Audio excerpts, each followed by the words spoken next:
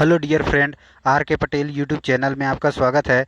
आज हम लोग इस वीडियो को सेक्शन को आगे बढ़ाते हुए हम लोग बात कर रहे हैं छात्रावास अधीक्षक सामान्य ज्ञान। यह वीडियो भाग 2 है। भाग 1 वीडियो आपने नहीं देखा है तो चैनल में जाकर देख सकते हैं, है ना।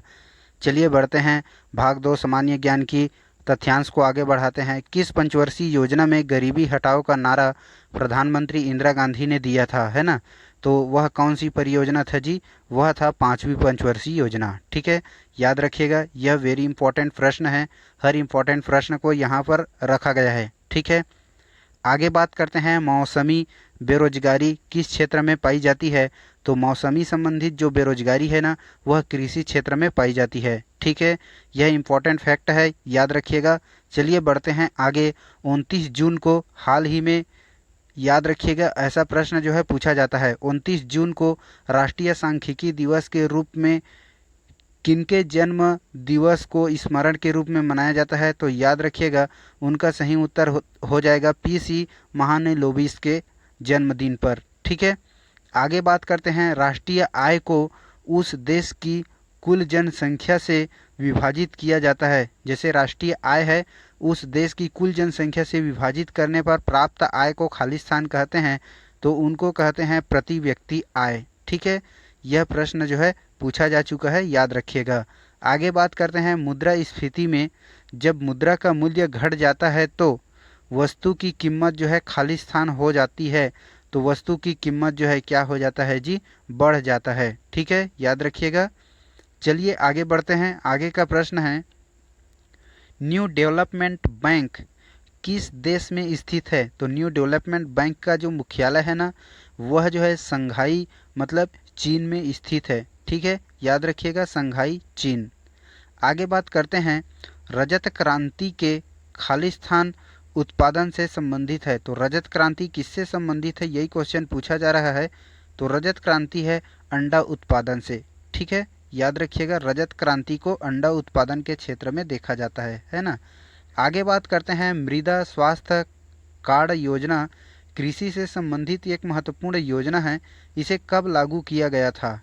ठीक है, तो इसे जो है हाल ही में लागू किया गया 5 दिसंबर 2015। ठीक है, 5 दिसंबर 2015। आगे बात करते हैं, तरबूज खरबूज ककड़ी किस फसल के अंतर्गत आते हैं। तो यह जो है प्रमुखतः रूप से जायद फसल होते हैं। ठीक है, जायद फसल केवल पैसे कमाने के लिए लगाया गया धन है ना। आगे बात करते हैं, पंचवर्षीय योजना के तहत अवकाश योजना का कार्यकाल है। अवकाश योजना का कार्यकाल कितना है? तो वह है 1966 से लेकर 1969 तक। ठीक है, इनको याद रखिएगा, यह क्वेश्चन पूछा जा चुका है। आगे बात करते हैं, चतुर्थ पंचवर्षीय योजना किस सिद्धांत पर आधारित है। तो यह जो है किस सिद्धांत पर आधारित है जी? डी आर गॉडविल के सिद्धांत पर आधारित है। ठीक है, तो डी आर गॉडगिल, याद रखिएगा। आगे बात करते हैं, नीति आयोग के पदेन सदस्य या अध्यक्ष बोला जाए या जो है पदाधिकारी बोला जाए, कौन होता है? तो वह होता है भारत के प्रधानमंत्री। ठीक है, याद रखिएगा, प्रधानमंत्री नीति आयोग के पदेन सदस्य होते हैं। फिर आगे बात करते हैं, कृषि की स्थिति में सुधार के लिए नबार्ड बैंक की स्थापना किया गया था। यह किस पंचवर्षीय योजना में अंतर्गत किया गया था? ठीक है, तो नबार्ड बैंक की स्थापना जो है 6वीं पंचवर्षीय योजना में किया गया था। ठीक है, याद रखिएगा यह तथ्यांश को। आगे बात करते हैं, भारत का बोस्टन या फिर जो है मैनचेस्टर किसे कहा जाता है। तो अहमदाबाद एक ऐसा क्षेत्र है जिसे भारत का सूती वस्त्र फेमस होने के कारण उसे बोस्टन या मैनचेस्टर के नाम से जाना जाता है। ठीक है, चलिए बढ़ते हैं आगे। भारत में जीएसटी दर कब लागू किया गया और जीएसटी दर क्या है? ठीक है, तो यह क्वेश्चन जो है पूछा गया है, याद रखिएगा। जीएसटी का पूरा नाम गुड सर्विस टैक्स है ना। इसका स्थापना जो है 1 जुलाई 2017 को किया गया और इसका जीएसटी दर है ना, वह 4% है। ठीक है, आगे बात करते हैं, वर्तमान में संपूर्ण भारत का दक्षिणतम बिंदु क्या है। तो दक्षिणतम बिंदु है वृहद निकोबार, याद रखिएगा। और भारत का दक्षिणतम बिंदु बोला जाए तो इंदिरा पॉइंट, है ना। फिर आगे बात करते हैं, भारत और श्रीलंका की सीमा रेखा को मतलब किस जलधारा द्वारा अलग किया जाता है ना, किस नाम से जाना जाता है, तो उसका सही उत्तर है पाक जल संधि। ठीक है, याद रखिएगा, भारत और श्रीलंका।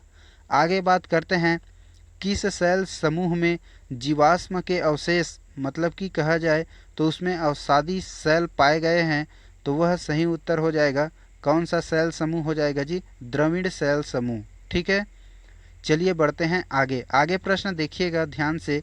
आगे बात करते हैं, पीर पंजाल पर्वत श्रेणी किस दो नदियों के तट में स्थित है, किन दो नदियों के मध्य में स्थित है, तो यह पीर पंजाल जो नदियां हैं ना, वह झेलम और व्यास नदी के तट में स्थित है। ठीक है, याद रखिएगा, झेलम और व्यास नदी इनके किनारे से निकलते हैं। आगे बात करते हैं, भारत की सबसे ऊंची चोटी और विश्व की दूसरी सर्वाधिक ऊंची चोटी कौन सी है, तो यह कौन सी है जी, गाडविन ऑस्टिन। ठीक है, जिसको K2 के नाम से भी जाना जाता है ना। आगे बात करते हैं, छोटा नागपुर का जो पठार है ना, वह किसके लिए फेमस है, तो छोटा नागपुर का पठार जो है बक्साइड उत्पादन में फेमस है, खनिज अयस्क कहने का मतलब बक्साइड उत्पादन में फेमस है। ठीक है, चलिए बढ़ते हैं आगे।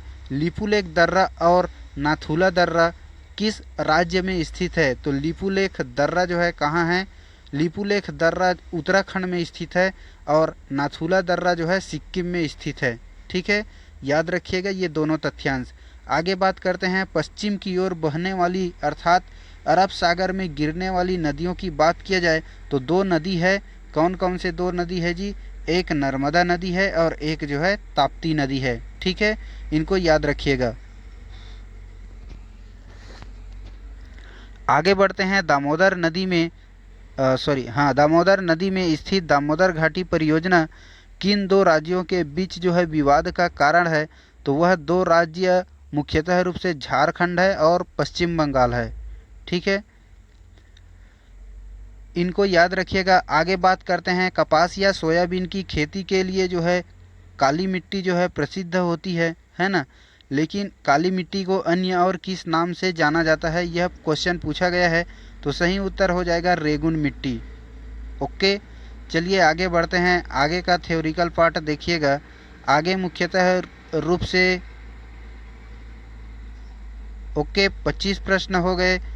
चैनल को सब्सक्राइब करेंगे, वीडियो को लाइक करेंगे। ओके, जय हिंद, थैंक यू।